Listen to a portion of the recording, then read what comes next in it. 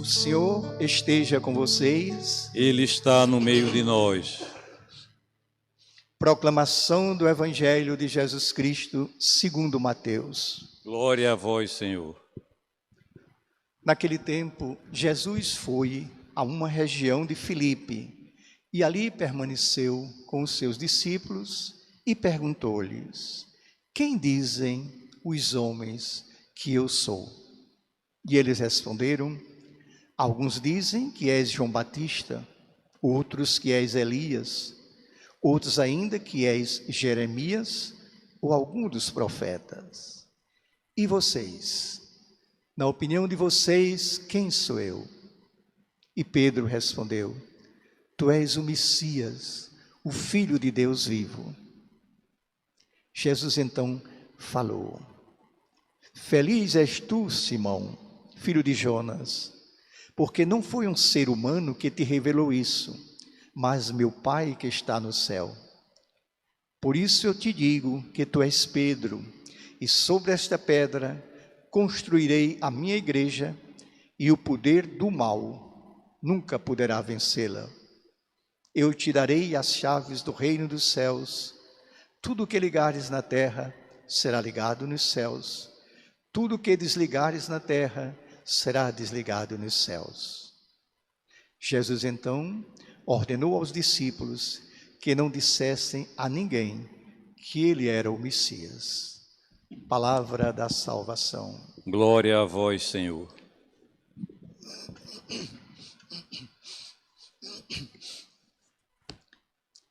Minhas irmãs, meus irmãos, acabamos de escutar uma confissão de fé dos lábios do apóstolo Pedro, respondendo a uma pergunta de Jesus: na opinião de vocês, quem sou eu?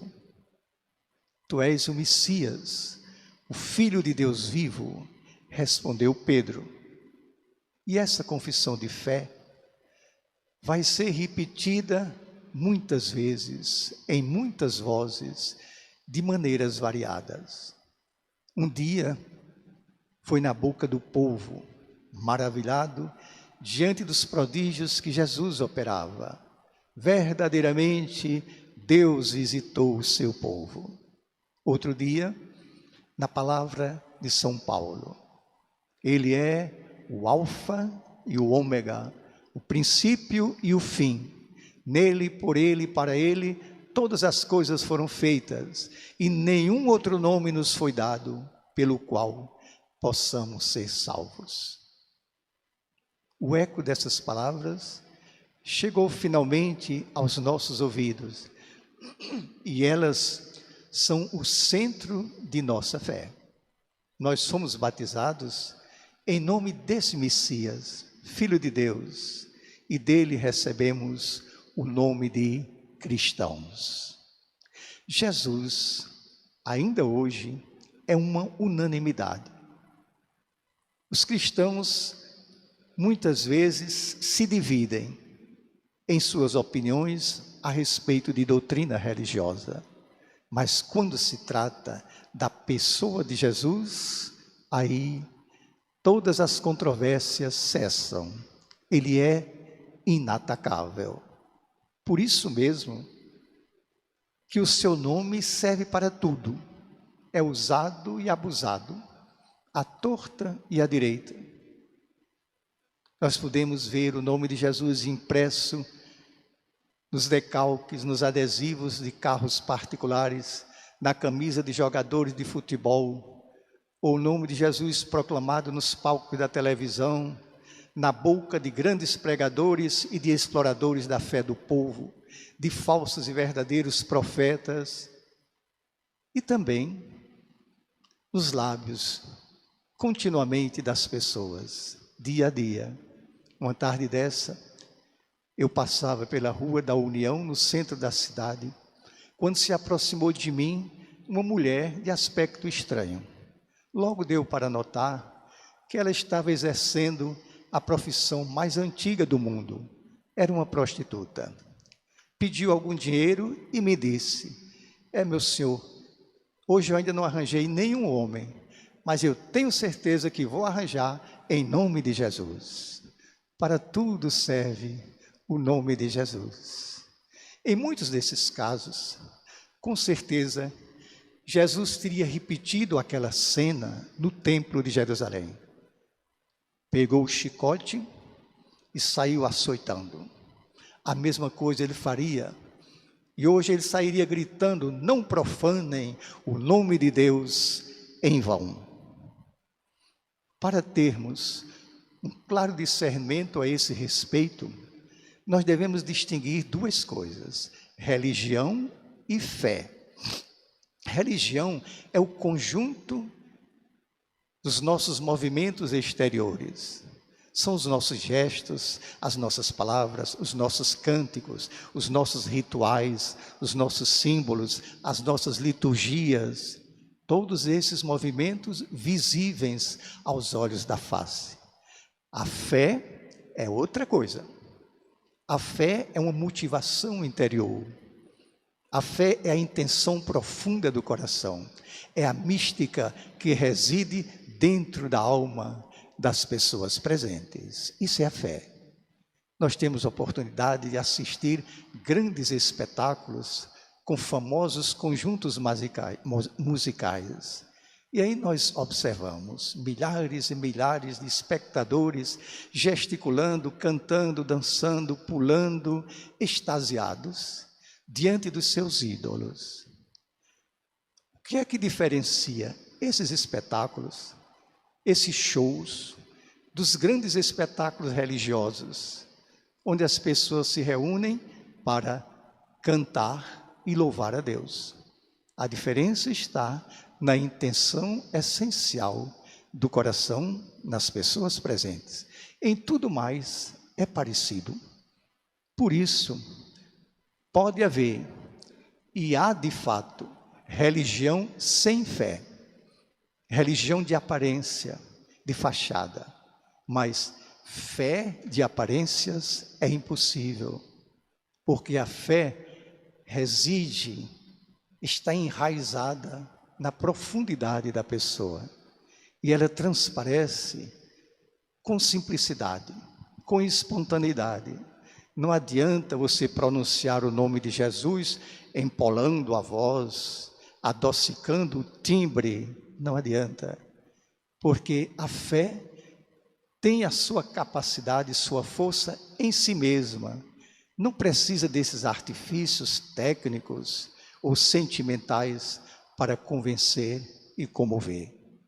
Há grandes espetáculos religiosos em que existe muita fé e quase nada, ou melhor, em que existe muita religião e quase nada de fé. Como fazer para distingui-los? Não temos como distingui-los e como avaliá-los pelo que os nossos olhos veem, pelo que os nossos ouvidos enxergam. Havia 1 milhão de pessoas reunidas, um entusiasmo extraordinário, lágrimas em abundância. Tudo isso é relativo. As perguntas a serem feitas são outras. Em que esses movimentos estão melhorando minha vida? A vida das pessoas está melhorando? A vida das famílias está melhorando? A vida das comunidades está melhorando? A vida dos pobres está melhorando? A vida do mundo está melhorando? Minhas irmãs e meus irmãos, é a vida prática do cotidiano que comprova a autenticidade da nossa fé. Desde esse dia em que São Pedro confessou a sua fé, até hoje, quantas coisas já foram ditas e feitas em nome de Jesus. E quantas foram ditas e feitas justamente o contrário do que Jesus anunciou. Quantas crianças foram aterrorizadas com o nome de Deus? Não faça isso, Deus castiga. Quantas tiranias e ditaduras já foram legitimadas com o nome de Deus? Quantas guerras declaradas, quanto sangue derramado para a defesa de Deus, como se o Todo-Poderoso não fosse capaz de se defender a si mesmo, como se fosse preciso os irmãos se matarem uns aos outros para defender o Pai comum. Quem precisa de defesa são os filhos e filhas de Deus, é toda a criação de Deus. Vocês não ouviram essa semana ainda o que disse o Papa Francisco a esse respeito? Ele disse assim: Deus não precisa de ser defendido por ninguém e não quer que o seu nome seja usado para aterrorizar as pessoas. Eu peço, diz o Papa, a todos que parem de instrumentalizar a religião a fim de incitar ao ódio, à violência e ao fanatismo cego. Minhas irmãs e meus irmãos, São Paulo escreve assim: Ele, o Cristo Senhor, se fez igual a nós em tudo, menos no pecado. Essas palavras, em tudo, menos no pecado, constrangem alguns cristãos. O Filho de Deus, igual a mim, em tudo, nas minhas fragilidades, nas minhas fraquezas, sim, nas nossas fraquezas, nas nossas fragilidades.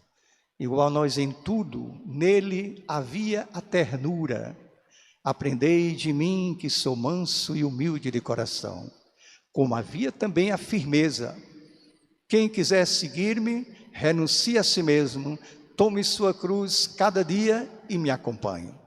Havia compaixão. Vinde a mim todos vós, que estáis sobrecarregados, e eu vos aliviarei. Mas havia também a indignação. Ai de quem maltratar uma criança, melhor seria se lhe amarrasse uma pedra ao pescoço e o jogasse no fundo do mar.